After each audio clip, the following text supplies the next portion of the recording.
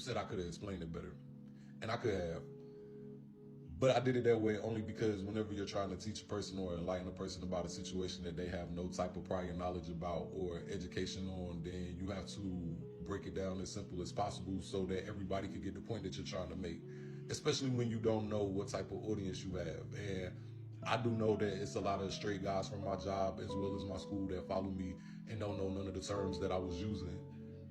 But I had to consider them. And I also got to consider the fact that there's people that follow me that I don't know their educational level or the way that they, pick up on things. I don't know if Shamar's watching my video or what. And I'm just saying, like, I'm giving an example, not throwing no shots at him or nothing like that. I'm just saying, like, you never know who your audience is. So if you're trying to prove a point or make a point, then you need to break it down as simple as possible so that everybody can follow you, not just, a certain group of people or a certain percentage of people. So that is why I had explained it the way I did. And we all know that depending on how you carry yourself is the way that you're perceived by society. And I'm considered as a masculine or a discreet guy, not necessarily saying that I consider myself that, but that's what society considers me as. So whenever I'm approached, I'm not approached the same way as a femboy would be approached or as a transgender person would be approached. A lot of times people don't know about my sexuality and therefore they don't know how to approach me. So I will get a lot of questions like people trying to figure out my sexuality, like, you got a girl, or how long you and your girl been together, or do you got kids? I'm pretty sure that other masculine guys have experienced that. But if you're more flamboyant and like open with your sexuality, you probably don't get asked those questions. As well as transgender people, they probably don't get asked those questions. I mean, it's ignorant, but they probably just looking at you and just automatically assuming. So yeah, whenever I'm approached and guys find out that my sexuality, the first thing they ask is, "Dad, that's crazy. I thought you was straight," or "Dad, I knew something, you weren't trying to get on this girl or this chick or whatever," like, you know what I'm saying? And then they ask me, am I the girl or the boy? So that's why I have broke it down in those terms. I know that most heterosexual straight men don't know those terms, and I don't expect them to know those terms. And if they did know those terms, I would kind of question their sexuality. So whenever I was saying that the bottoms are the females and the tops are the males, and the versatile guys are pretty much the bisexual people in the gay community, I was saying that to break it down for the audience that don't have no type of education about the subject. The straight guys from my job or from school or from my other platforms that follow me on TikTok that have never heard those terms before, or that have heard those terms and didn't know what they mean. So for a lot of people that, gay guys that carry themselves in a masculine way, you probably heard straight guys use the terms like, are you the girl or the boy? If you a femboy or a transgender female, you probably never heard those terms because they probably automatically assuming that you are the female or a bottom. So with that being said, let me clear that up. A bottom, for people that don't know what a bottom is the receiver in the relationship. They are the one that gets penetrated during anal sex. A top is the giver in the relationship. He is the one that does the penetrating in anal sex. It don't necessarily means because you are what they consider the girl or a bottom, it don't necessarily mean that you are feminine, as well as vice versa with tops. Just because you are a top, it don't mean that you are masculine. There is a lot of stereotypes that the gay community put on, or labels that the gay community put on, each other over time. Just perception that if you are a bottom, you should be a certain height, carry yourself a certain way, look a certain way. And if you're a top, that you should be masculine, a certain height, certain body type, and carry yourself a certain type of way. So you cannot just look at a person and pinpoint, their sexual preference. There are a lot of transgender women that are tops.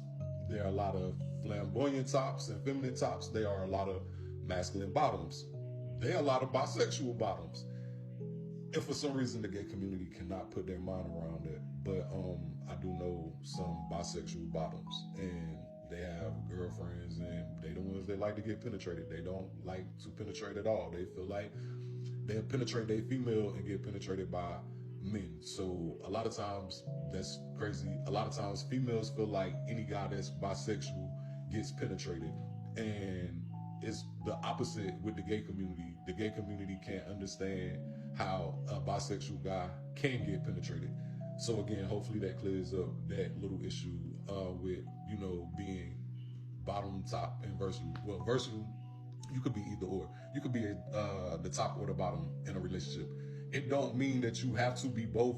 It don't mean that a versatile guy got to get with another versatile guy.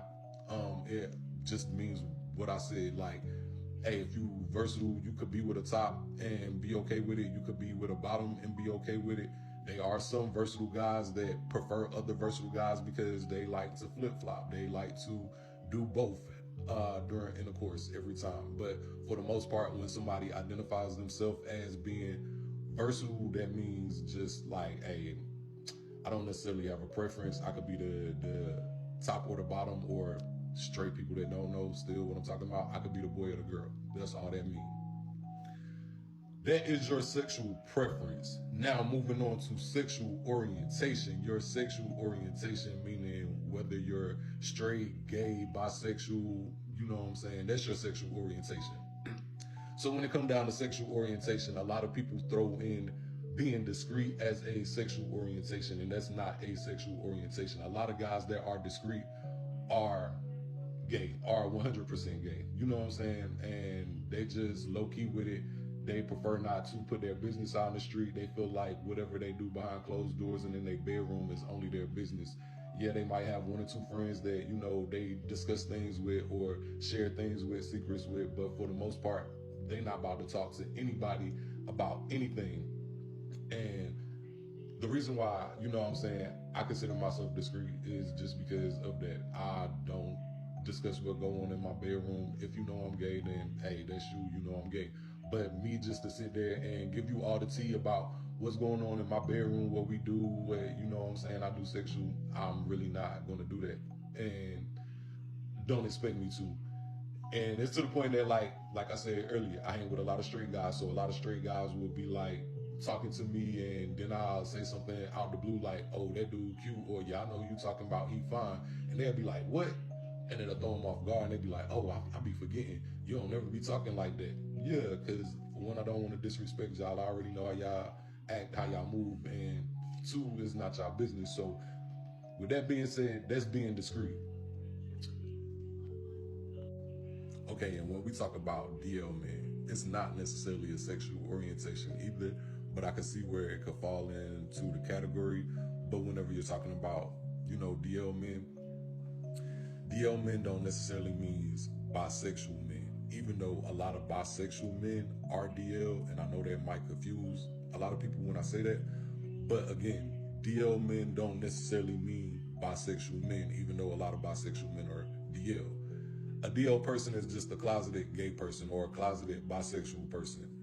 It's a person that still is not comfortable with their sexuality, or, they're still trying to conceal certain things about themselves, so they're still in the closet.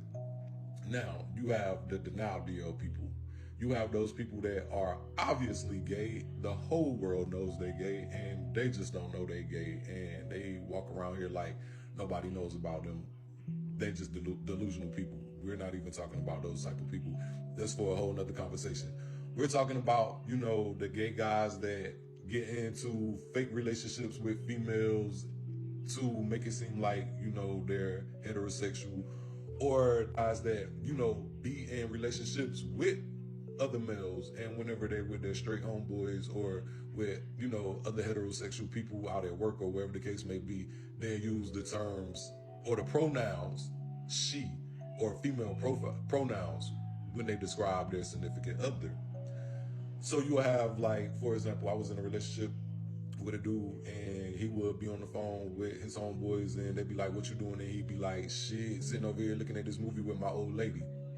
So they would always, want to meet his old lady, but he would never let him because it was actually me, a dude. So yeah, a DL dude is just a dude that's in the closet. He could be gay or he could be bisexual. He could either be questionable, like questioning his sexuality, like a little bi-curious, we'll use that term.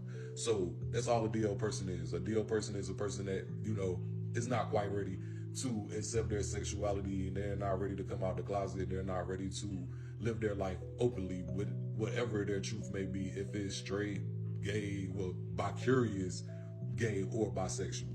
So whenever you have a bisexual guy, we know that a bisexual guy is attracted to both sex.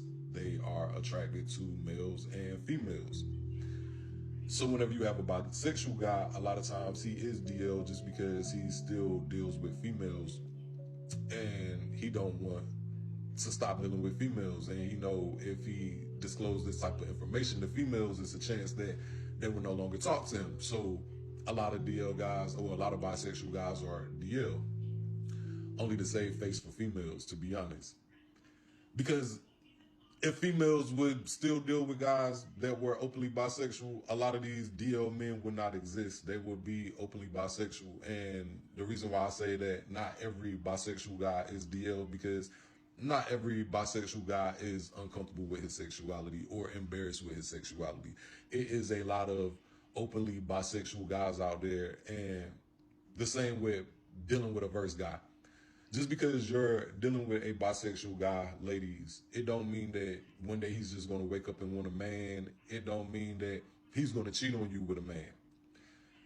To be honest, it's all in the individual. If you talking to a person and he's a cheater, then he's going to cheat. That's whether he's bisexual or heterosexual. A cheater is going to be a cheater regardless. But a person that is faithful is not just going to wake up and want the same sex the next day, or go out there and cheat on you just because he wants the same sex. Same with a versatile guy. If you are a bottom talking to a versatile guy, he's not just going to wake up and want to go out there and have sex with a top. And if you're a top with a versatile guy, he's not just going to wake up one day and want to go out there and have sex with a bottom. So that's just a few misconceptions that, the heterosexual as well as the homosexual community place on bisexual guys and versatile guys. And that's why I use both of them as an example, like comparing them alike.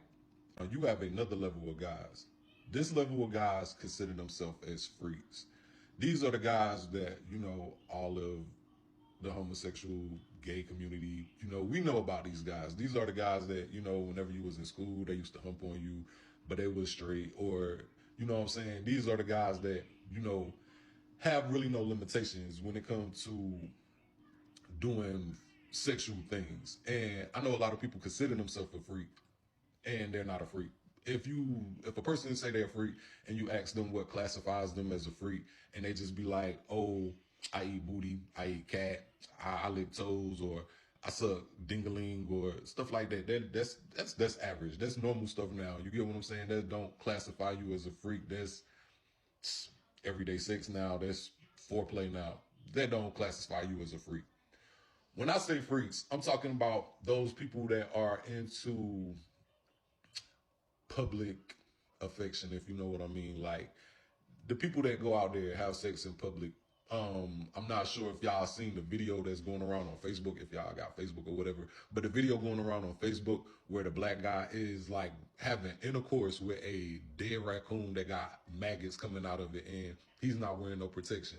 So those are freaky people. Those are pervs. You get what I'm saying? Like they don't have to have an attraction to anybody. It's not the attraction, more so of the actual act of having sex, or the feeling of having sex or ejaculating. You get what I'm saying? Like it don't matter. They will mess with any and everything. Those are the dangerous people. You can't really clock them. Like you can't tell. You get what I'm saying? Like, for example, you could look at a lot of gay people and be like, oh, I think he's gay. And you could look at a lot of bisexual people and be like, I think they do this kind of DL, like something kind of off with them or whatever. But whenever you're dealing with these type of people, they conceal it so well that you will never, ever, ever know anything about them. These are the people that you cannot trust, and these are the people that like get us every time, for real, because they just seem like such genuine people. Like they won't do nothing, or they if it's too good to be true, it's too good to be true. That's the only way I could say it, because nobody is going to actually come out and be honest about the situation.